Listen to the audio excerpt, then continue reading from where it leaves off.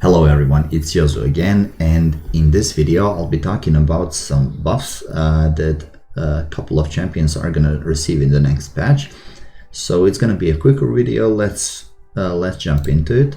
First champion that's gonna receive some buffs is gonna be from Undead Hordes. Actually, both of them are gonna be from Undead Hordes, but first one is gonna be Eligeus.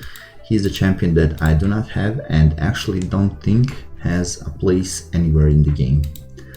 Let's check out his kit. He's A1, attacks one enemy, has a 35% chance when booked of placing block active skills debuff for 1 turn.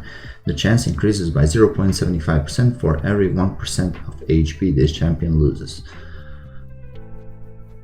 I don't see where this can be useful. Maybe it can actually, but pretty bad. A1. A2, Dead Stop, attacks one enemy, puts the target's skills on cooldown. If the enemy team has any duplicates of the target champion, will also put all their skills on cooldown. So this second part is almost never going to be used, except maybe for some dungeons or maybe on some Doom Tower stages, but other than that, or maybe faction stages, but other than that, it's pretty bad. And let's check its buff.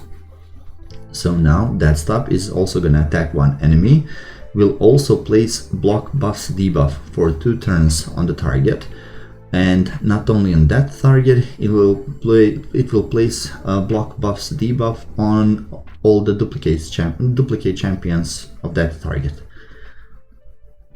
Again, pretty useless ability in my opinion.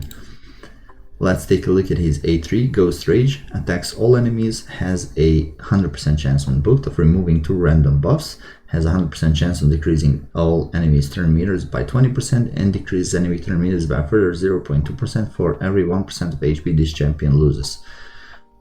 Kind of weird part of his kit, but let's take a look at his buff. Ghost Range, so it is gonna be attacking all enemies. I lost it completely. Is going to be attacking all enemies, has a 100% chance when booked of removing 2 random buffs, also has a 100% chance of decreasing all enemies' turn meter by 20%, but now it decreases enemies' turn meters by a further 10% for each removed buff. That would be that for this buff, and his passive is getting a cut, actually from 6 to 5 turns. It prevents this champion's death and keeps him alive on 1 HP when hit by a fatal hit. Still, even after these buffs, I don't know if he is actually anywhere useful.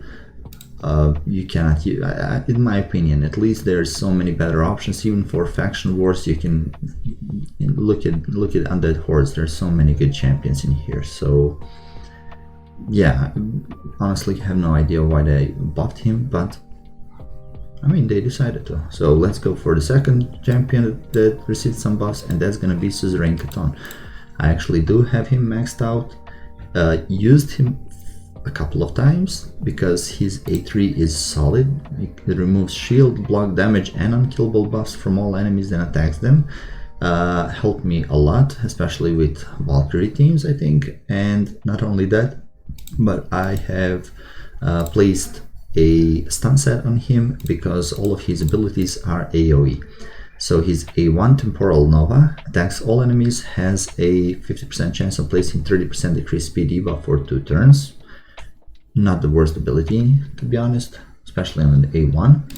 His A2 attacks all enemies, has a 80% chance of placing a 25% weaken debuff for 2 turns, places a decreased defense debuff, big version, if weaken is not placed. And A3, as I said, removes shield, block damage, and unkillable, ally attack in all battles. At least he has a great aura, but yeah, you cannot build him for damage that much. But maybe after these buffs, we'll see what his multipliers will be, but maybe we will build him for damage, since this ability, Hex of Years, receives a buff where, first of all, its damage is going to be increased. And second of all, it has a 70% chance of placing a 25% weaken, and what is this, 45% chance of placing a decreased defense big version. When booked, it can go up to 100% chance, and this one up to 75% chance of placing.